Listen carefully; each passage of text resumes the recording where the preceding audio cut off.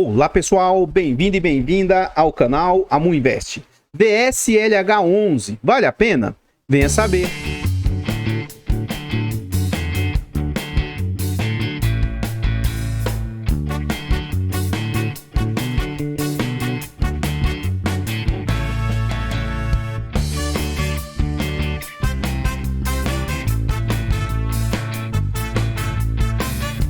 Então, pessoal, este é um fundo imobiliário do setor de recebíveis, é um fundo imobiliário do setor de papéis. Ele foi lançado ali em janeiro de 2021, é um fundo de base 10, R Capital é a gestora, títulos e valores imobiliários, e é um fundo que atualmente está com a liquidez mediana, negociando em média 584 mil por dia. É um fundo para investidores em geral, tem nota 4 de 5 no site e ele conta ali com 0,23% do IFIX. Ele conta também atualmente com mais de 29 milhões e 800 mil cotas. Em termos de PVP, esse fundo está sendo negociado a um PVP de 0,87. Isso significa que ele está com 13% de desconto. Então note, é um fundo que atualmente está valendo 314 milhões e o mercado está aceitando pagar 273 milhões. Ou seja, é um fundo de base 10, cuja cota hoje vale 10,52 e o mercado está aceitando pagar 9,16. Tendo o mês 10 como referência, é um fundo que está chegando ali a quase 90 mil cotistas. Nesse slide, a gente vê a negociação atual do fundo, que ele está em 9,16, teve como mínima de 8,74 e máxima de 9,80. Ou seja, ele está ali no meio do caminho, né, mas está bem mais próximo das mínimas do que dessa máxima, isso no último ano, né? Então, o que a gente observa? Esse fundo, antigamente, ele era da gestora Hectare, do mesmo lado do HCTR. Ele até se desvencilhou e é de uma outra gestora que aparentemente é do mesmo grupo econômico, tá bom? O que acontece? Na época, a gestora fazia muito sucesso. Então, esse fundo veio a mercado na base 10, que era uma inovação. Até então, existiam pouquíssimos fundos de base 10. Então, ele foi depois do MXRF, foi um fundo que inovou. E por ser de uma gestora que fazia muito sucesso, esse fundo chegou a negociar ali, ó, 12, 13 reais. E durante um certo período, olha o tanto de tempo que esse fundo ficou negociando acima do VP. Neste momento aqui, o mercado era muito eufórico. As pessoas aceitavam pagar 12, 11, 10,50 e se sentiam bem porque todo mundo estava pagando caro. Neste atual momento aqui agora, ó, que o fundo está negociando abaixo do VP, é o mesmo fundo que eu quero dizer, tá? Ele aqui não deixou de ser menos arriscado ou mais arriscado só por causa do valor de cotação. Só que, neste atual cenário, todos os fundos vêm sofrendo, até os fundos de papel começaram a sofrer por razão de deflação e tal. Então agora, neste atual cenário, parece que é um dos piores fundos do mercado. Sendo que o mesmo fundo, com os mesmos riscos, com os mesmos ativos, já chegou a ser um momento de estar entre as melhores gestoras, um dos melhores fundos do mercado. Dito isso, o que a gente observa? Não complicar um ativo. E se você for pagar ágil, estipule um limite, um teto para você pagar. Porque, inevitavelmente, os fundos tendem a voltar para o seu VP. Se esse fundo atinge ali 12, 13 reais, fica ali a 10,50 e depois, ó, lateralizado a 10. Ele começa a cair a 9,50, 9 e tal, 9, abaixo de 9, né? Então ali, ó, dia 10 de agosto, o fundo atinge 8,74 e recentemente ele dá uma respirada e está mostrando uma pequena tendência de alta, sendo negociado atualmente a 9,16. Então, pessoal, antes de a gente continuar vendo mais a respeito do VSLH, eu gostaria de pedir humildemente, deixa o like, comenta e compartilhe e diz para nós. E aí, você tem esse fundo imobiliário no seu portfólio? Você acha que ele é um bom fundo imobiliário? Comenta aí para nós que seu comentário é muito importante para o crescimento e desenvolvimento do canal. Por favor, compartilhe o vídeo e nos ajude a levar conhecimento e educação financeira a mais pessoas. Nós temos o objetivo de chegar a 15 mil inscritos. Eu acho que com a ajuda de vocês a gente vai chegar. Mas, será que a gente chega antes de Natal e Ano Novo? Será que é o nosso presente de Natal e Ano Novo? Quem sabe, né? E se você gosta do nosso conteúdo, gosta do nosso canal, torne-se membro para ajudar. Tornando-se membro, a partir de 10 centavos por dia, acho que isso não vai apertar vocês, mas pra gente faz muita diferença. Além de nos apoiar, vocês têm acesso antecipado a vídeos, participam do grupo fechado do Telegram e tem preferência quando pede um vídeo aqui no canal. Muito obrigado a todos vocês que colaboram, né, de todas as formas. Nós iniciamos o estudo para tirar a certificação CEA e temos o objetivo de tentar tirar agora no final do ano. Com essa certificação, a gente se torna um profissional do mercado. Quer nos ajudar aí nessa certificação? O Pix, amuinvest@gmail.com, qualquer valor doado ajuda demais a gente aí na caminhada. Muito obrigado de coração. Nesse slide a gente vê as entregas do fundo. Então a gente vê o seguinte, olha como o mercado é rentista e imediatista. Quando o fundo veio a mercado, ele estava entregando ali 12, chegou a entregar ali 16 centavos, 18, 15, várias e várias entregas bem agressivas. E ainda entrega bons rendimentos, na minha humilde opinião, ó.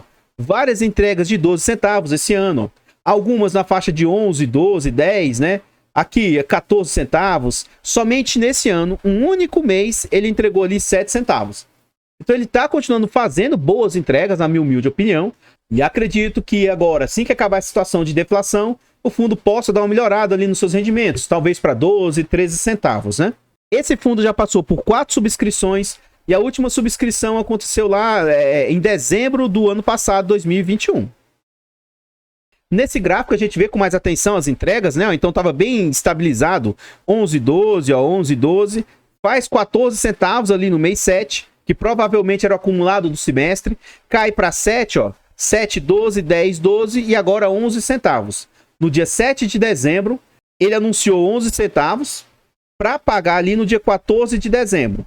Na data de fechamento da cotação 9,16, o que indicava um yield de 1,20. E no acumulado, esse fundo vem com 14,75% de yield acumulado, o que é um yield aceitável na minha opinião, mas abaixo de outros pares que são high yield. Eu acho que essa questão, né, tem a ver com o momento e tudo, e que após ele melhorar as entregas, esse yield deve subir aí o yield acumulado, tá? Nesse slide a gente vê que diversos institucionais têm posição no fundo. O Iridium detém 7% das cotas do fundo, acima de 5% para mim, eu vejo como algo negativo. O Becri também ali, ó, tem 6,18% do fundo. O MOR com 1,56%. E aí a gente vê ainda diversos outros institucionais com posição nesse fundo imobiliário aqui.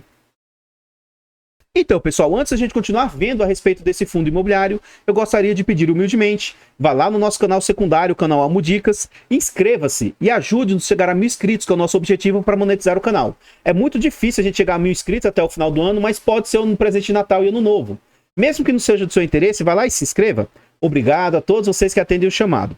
Os nossos canais, Almudicas, Amuinvest, Amufiagro, estão em outras plataformas, Facebook, Kawaii, TikTok, Instagram. Então vá lá nessas plataformas, siga, se inscreva, comente lá, a gente está tendo muitos comentários e muitas dúvidas lá. Ajude a gente nessas outras plataformas. Muito, muito obrigado de coração. Continuando, a gente já está dentro do relatório gerencial e eles falam que a estratégia do fundo é um fundo que investe em papéis com lastro imobiliário, buscando assimetria entre risco e retorno. E aqui eles também trazem que 33% do seu portfólio pode ser investido aí em equities, diretamente em desenvolvimento de negócios aí. Aí ele fala mais à frente que o Versailles distribuiu 12 centavos, lógico que isso aqui foi no mês 10 para pagar no mês 11, né? Geralmente os relatórios têm um mês de defasagem. Ele fala suas movimentações que eu não costumo tratar aqui nos vídeos.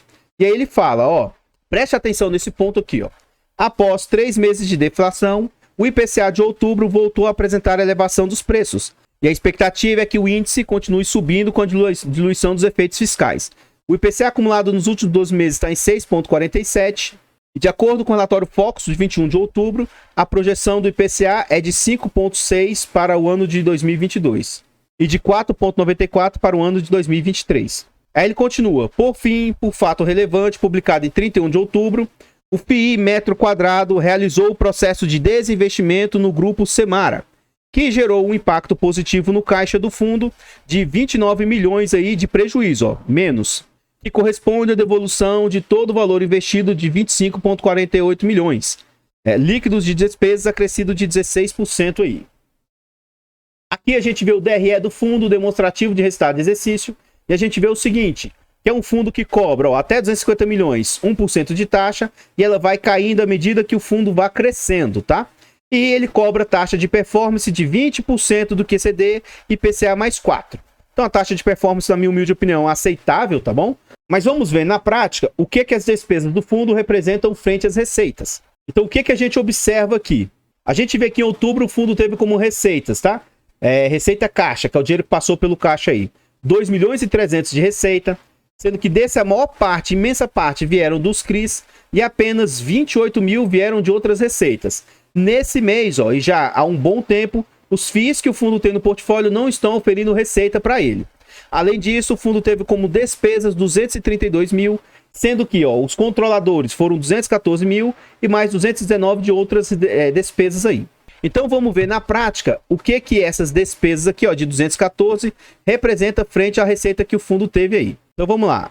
214 vezes 100 dividido por 2,387. Então, em outubro, as despesas do fundo estão representando ali quase 9% aí, algo, na minha humilde opinião, totalmente aceitável, né?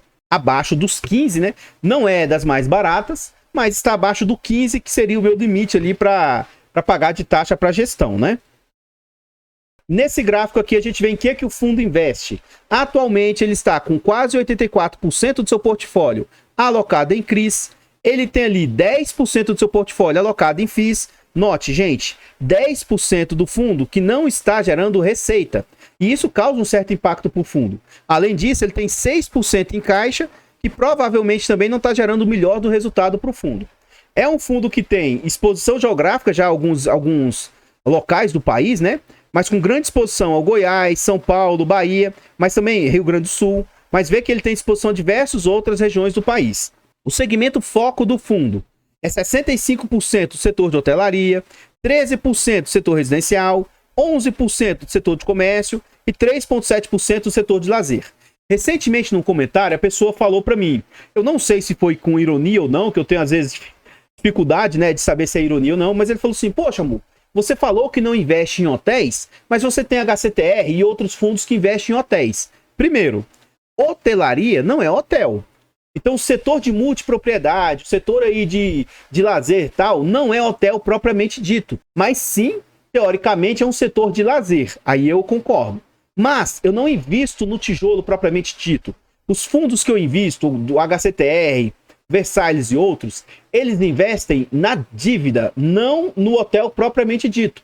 É um pouco diferente, tá? Mas o hotel puro, fundo de hotel, fundo imobiliário de tijolo de hotel, eu, crivo meu, prefiro não investir. Por quê, Amu? Olha a diferença. Nós passamos por uma situação pandêmica. Tudo bem? Tudo bem, Amu. Os fundos de hotéis tiveram que ficar fechados durante a situação pandêmica. E aí, a grande maioria deles não pagaram durante a situação pandêmica. Eu investi em fundos de dívida de hotéis, não é hotéis, tá? Mas a pessoa fez essa comparação. E aí, durante a pandemia, esses fundos, essas dívidas pararam de ser pagas? Sim ou não? Não. Até se esperava, o mercado estava com preocupações, né? Durante essa dificuldade e tal, de haver uma grande inadimplência durante esse período, algo que não se concretizou. Então, eu não vejo isso de forma problemática, sabe? Então, eu fico bem tranquilo em relação a isso. Agora, um ponto muito negativo desse fundo, que ele vem fazendo a cada mês, tá? E aumentando, é isso aqui, ó. O que acontece? O Tord, ele tá vendendo vários ativos que ele tem lá, os CRIs, e tá investindo cada vez mais em equities, em desenvolvimento. E aí, quem tá comprando a maioria desses ativos do Tord? O Versalhes. E aí, algo que para mim é muito ruim agora é o seguinte, ó. GPK, hoje o Versalhes está com 22% aí, quase 23% do seu portfólio em GPK. E não era assim. Era algo em torno de 8, 10, 12 e foi crescendo. Então hoje isso aqui para mim é algo muito ruim. Eu não gosto, não vejo com bons olhos. Eu acho isso aqui péssimo, tá? Essa concentração num devedor. Inclusive, a CVM proíbe que você tenha mais de 10% de um único devedor, né? Só que o que às vezes os fundos fazem para burlar isso? Eles pegam várias tranches distintas, que ele acaba diluindo isso em cada tranche abaixo de 10% e fica, entre aspas, normal. Menos mal que a gestora está sendo transparente ao trazer essa exposição, mas eu não fico confortável com isso. Além disso, ele tem mais outros dois com exposição aí, ó, o Mirante com 14%, o Circuito de Compras com mais 11%. Então, essas exposições acima de 10% são situações que eu não gosto, não sinto confortável. Para mim, isso é um ponto muito ruim que o fundo está fazendo. Eu espero que futuramente, ou o fundo cresça para diluir essa exposição dele aí, ou que ele venda parte disso aí para não ficar nessa concentração. Aqui a gente vê que o portfólio dele, tá? Ele tem IPCA mais 11 de taxa, ele tem GPM mais 14 e IGPDI mais 8. Ou seja, é um fundo com taxas bem agressivas, né? O duration dessas suas dívidas é baixo, abaixo de 3 anos, 3 anos e meio. Seria para mim um limite de risco, é 2,3 anos. A média da carteira é inflação mais 11, bem agressivo. A gente vê que quase que 80% do portfólio está alocado em PCA. Ele tem ali 20% em GPM e mais 2% em GPDI. As suas subdivisões internas, quase que 60% do seu portfólio tem subdivisão sênior, que teoricamente é a menor risco, mas ele tem um percentual alto, mas assim, tá um pouco acima hoje do aceitável. Para mim, o máximo seria ali de subordinadas 33%, né? Mas ele tem ali hoje quase 38%. Então isso aqui é o maior risco. Significa que se houver algum problema nessas cotas sênior, elas são as últimas a receberem. Além disso, ele tem 2% em mezanino e 1,3% em únicos. E outro ponto de alto risco para o fundo é essa situação de multipropriedade, que é um segmento de maior risco. Hoje, 43% do portfólio é multipropriedade. Ele vai ter ali 43% corporativo, que aí é menos mal para balancear o portfólio do fundo. Ele tem mais 6% de loteamento, 4% shopping, 2% de corporação. Então, sim, é um portfólio bem arriscado. Tá? É bem arriscado mesmo. Você tem que estar ciente que se você se posiciona nesse ativo, você corre bastante risco por causa, assim, dessas questões que eu estou falando aí de segmentos internos. O LTV do fundo também não é muito bom. O que é LTV, Amu? LTV do inglês, loan to value, é o quanto ele tem de dívidas frente a garantias. Então hoje ele tem ali, ó, com abaixo de 80%, mas acima de 65% pelo que a gente vê. Ele tem ali quase que 60% do portfólio. Isso significa, que eu vou exagerar aqui, vamos pôr 72%, tá? Significa que dessas dívidas aqui, a cada R$ 72,00 de dívida, ele tem, entre aspas, apenas 100 de garantia. Isso aqui, para mim, pelo risco que o fundo corre, para mim é alto, tá? É um LTV ruim. Ele vai ter que 35% do portfólio tem um LTV ruim, mas menos mal, que é entre 80 e 65. Vamos pôr, sei lá, vamos pôr ali 72. Significa que a cada 70 de dívida, ele tem 100 de garantia. E ele vai ter ali mais 5% abaixo de 65% de LTV. Ou seja, o LTV médio dele aqui, ó, que é esses dois, tá na casa de mais ou menos 70, mais ou menos 70, né? 70%, que para mim é algo bem perigoso e arriscado, né? Aqui a gente vê com detalhes a sua carteira interna. Já há alguns meses, ele tá com ele começou a trazer como se fosse um sinalzinho aqui de risco que ele possui. Esses ativos em vermelho já faz algum tempo que eles estão. E assim, ó, por um lado, é menos mal que ele não está vermelho por questões de inadimplência. A inadimplência está na faixa de 3%, 2%, então assim, não é algo preocupante.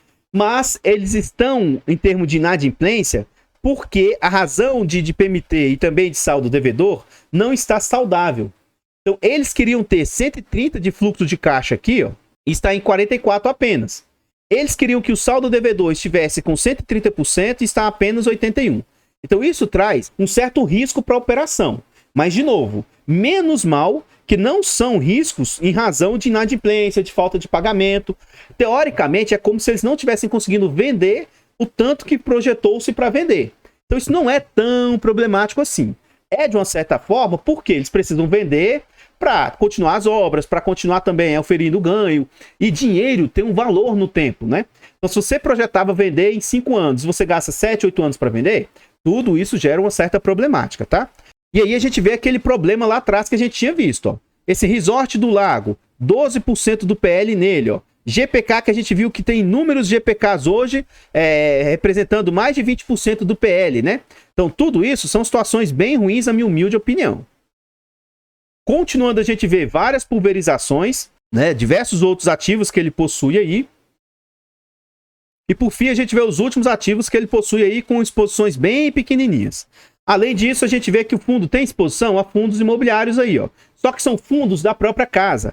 Um ponto que a gestora Hectare na época foi muito criticada foi ela começar a pegar bastante dinheiro no mercado e investir em ativos da própria casa. Eu nem vejo isso como sendo algo muito, muito grave. Mas para mim é ruim, menos mal nesse fundo aqui, tá? Que ele não está investindo tanto assim em ativos que não estão gerando tanto lucro. Mas, poxa, ó, 2% do portfólio nesse lote metro quadrado que não está gerando nada para ele. Mais 7,8% do portfólio nesse XBXO, que é o Feira da Madrugada, que por enquanto não está gerando lucro para o fundo. Então assim, ó, ele tem aí, ó, 10% do portfólio sem estar gerando receita, né? Então isso é um ponto muito, muito ruim na minha humilde opinião. Menos mal que, segundo eles, né, nesses dois ativos aqui, que é da própria gestora, eles não cobram taxa de gestão. Então, menos pior, né? Então, pessoal, o que eu tinha para trazer a respeito do VSLH são somente essas informações. Por favor, vá lá no nosso canal secundário, canal Almudicas, inscreva-se e ajude-nos a chegar a 1000 inscritos e monetizar o canal. É de graça, não custa nada e você ajuda o amiguinho.